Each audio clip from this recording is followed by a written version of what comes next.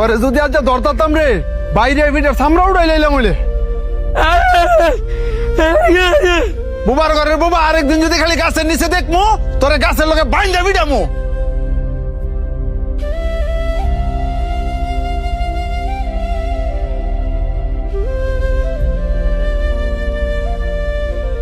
ভাই বাবা সরন্তে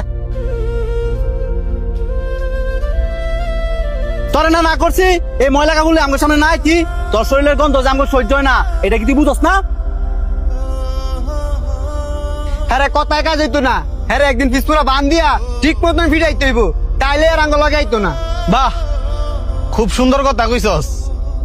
হাই তোকে পছন্দ করে দিকা আর ভালোবাসা দিকে তো তোকে লগে আর তোরা কিনা কইতাছস হ্যাঁ রে ফিস মুরা বান দিয়া পরে ফিটাইবি।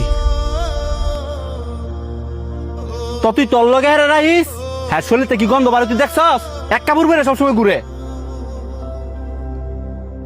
এই যে শার্টটা দেখতেছস এটা আর বাপে পড়তো, আর হ্যাঁ আর বাপে সিরা শার্টটা পরে ঘুরে। হ্যাঁ এই শার্টটা কে লেগে পরে ঘুরে? কারণ হ্যাঁ আর বাবার অনেক পরিমাণে ভালোবাসে। হ্যাঁ তো তখন মতন সামর্থ্য নাই যে চাইলে রং বেরঙের কাপড় পরে ঘুরবো। হ্যাঁ বুবা দেখা অসহায় দেখা তোরা কি আরে মানুষ মনে করস না? এই যে হ্যাঁ মনে আঘাত দিয়ে দিয়ে কথা কস, হ্যাঁ কি মনের ভিতরে কষ্ট পায় না? এই তোরা কি জানোস না হ্যাঁ মুখে কইতে না পারলো কানে সবই শুনে।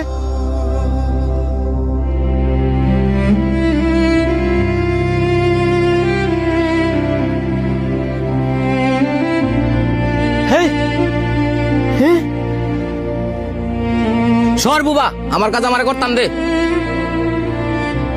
কেডা রে আমার আম গাছের নিচে? কাকা ওই যে হ্যাঁ এই বুবাই হ্যাঁ না করার পর ওই গাছ উইটাল দিছে। বুবা তোরে আজকে আমি খাইছি।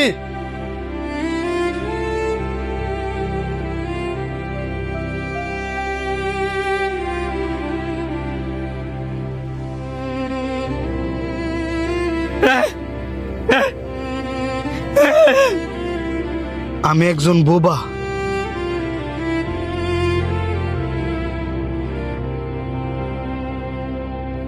আমি চাইলেও কারোর সাথে কথা বলতে পারি না।